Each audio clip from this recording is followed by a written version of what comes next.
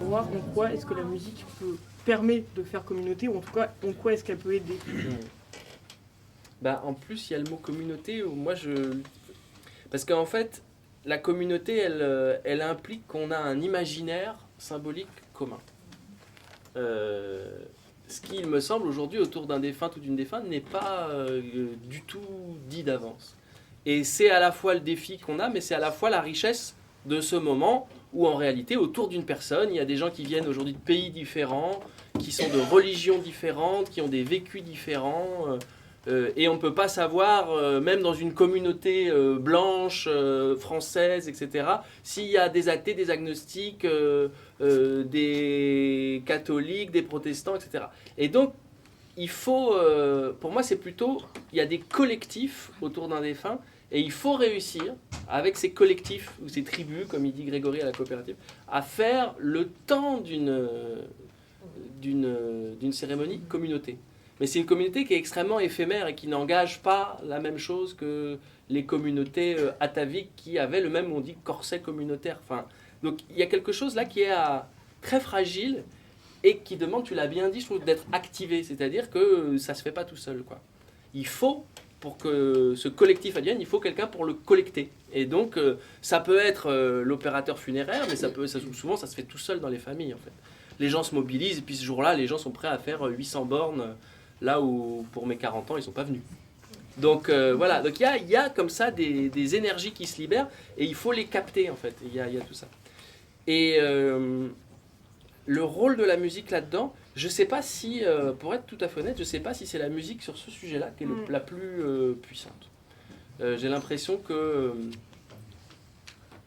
la question financière, elle peut être puissante dans le fait d'oser remettre en place la tontine, ce qu'on appelle la tontine, et qui aujourd'hui peut passer par des cagnottes de proches. Mais comme on a des communautés ou des collectifs qui sont éclatés dans l'espace, si on a un cousin qui vit à Vancouver, il va peut-être pas pouvoir venir, mais il va pouvoir mettre 150 ou 200 dollars dans la cagnotte, et ça va être sa manière à lui de faire communauté avec nous ce jour-là. Il y a aussi, quand on accompagne les familles, le fait d'oser faire des choses qui sont logistiquement un petit peu ambitieuses, pour obliger les familles à déléguer et donc à demander. Et moi, c'est vraiment quelque chose sur lequel, je ne sais pas comment Sonia, toi tu fais, ou comment toi Camille tu fais, mais il y a vraiment quelque chose où j'aime bien des fois remplir un peu plus la marmite de choses pour dire, mais demandez à votre voisine en fait, elle n'attend que ça. Sinon, elle va vous amener des fleurs pour témoigner le fait que, et vous n'aimez pas les fleurs et il était allergique. Donc, faites autre chose en fait. Et il y a des gens qui peuvent aller imprimer des feuilles, il y a des gens qui peuvent cuisiner pour après, il y a des gens qui, etc. Donc il y a plein de choses en fait à faire. Et la musique là-dedans, je pense que c'est juste un des éléments en réalité. S'il y a des musiciennes et des musiciens dans la communauté, mais osez demander. Même si c'est le neveu du voisin, moi je trouve qu'il faut oser demander aux musiciennes et aux musiciens parce que au pire on vous dit non. Je me sens pas, j'ose pas, mais ça redonne aux gens qui ont cette pratique un des sens de pourquoi ils ont bossé. Moi je dis toujours ça, ma femme elle est gambiste, elle joue de la viole de gambe, et une fois on lui a demandé de venir jouer pour un ami qui était dans le coma, en réa et tout ça, et c'était la première fois qu'on lui demandait ça, elle était étonnée. Et puis dans le métro, elle a dit vraiment, j'ai compris que j'avais de l'or dans les mains. Là où elle fait des concerts dans des salles où il y a des centaines de personnes, mais ça n'avait plus soudainement rien à voir. Et je sais que la manière dont les funérailles régénèrent le sens de la pratique artistique, c'est aussi quelque chose d'important, quoi.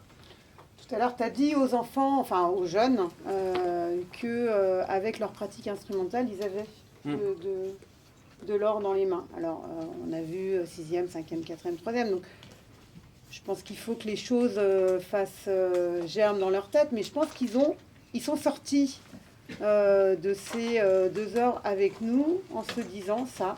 En fait, oui. En fait, moi aussi, je peux jouer pour des funérailles. Mais ça, on en parlera un petit peu plus tard, mais ça donne vraiment le sens aussi de l'interprétariat de l'instrument.